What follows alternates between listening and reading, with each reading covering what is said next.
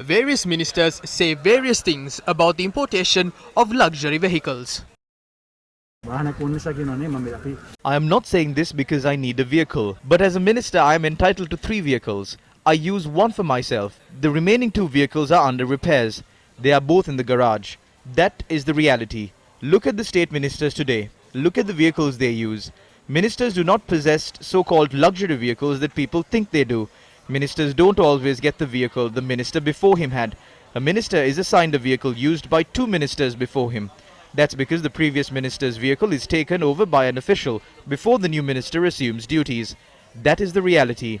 Usually a minister is given a vehicle that is 10 years old. I don't like talking about this topic since I didn't come into power for vehicles. Plus these days private vehicles are the ones that are mostly used. Don't look at politicians with hatred.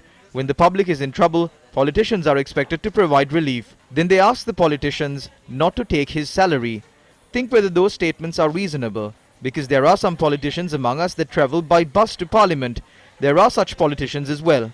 Are you telling the politicians to refuse vehicles after stealing? It is not even fair to point fingers at some politicians since they are innocent. There shouldn't be hatred towards them for using vehicles given to them for their official purposes. I travel 100 kilometers per day.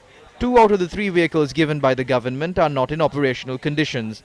I use private vehicles. Who is responsible for the expenses spent for that vehicle? We are not complaining. However, the people must be sensitive regarding this matter.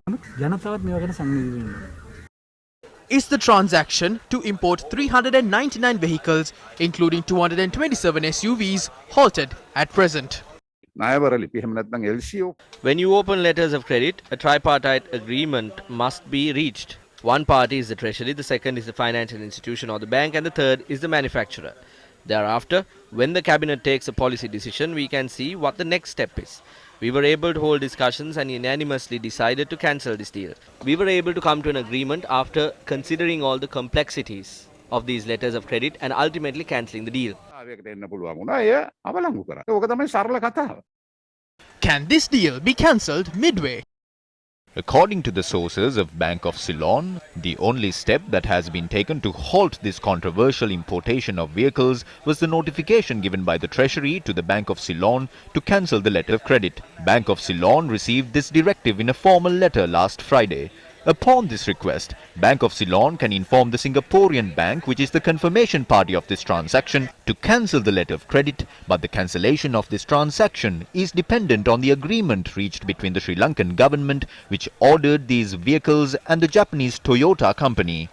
There is a cloud of uncertainty as to whether the Japanese Toyota company will respond to this request of the Sri Lankan government, because the government is not willing to import vehicles that have been already manufactured, but vehicles of which the manufacturing process is still ongoing.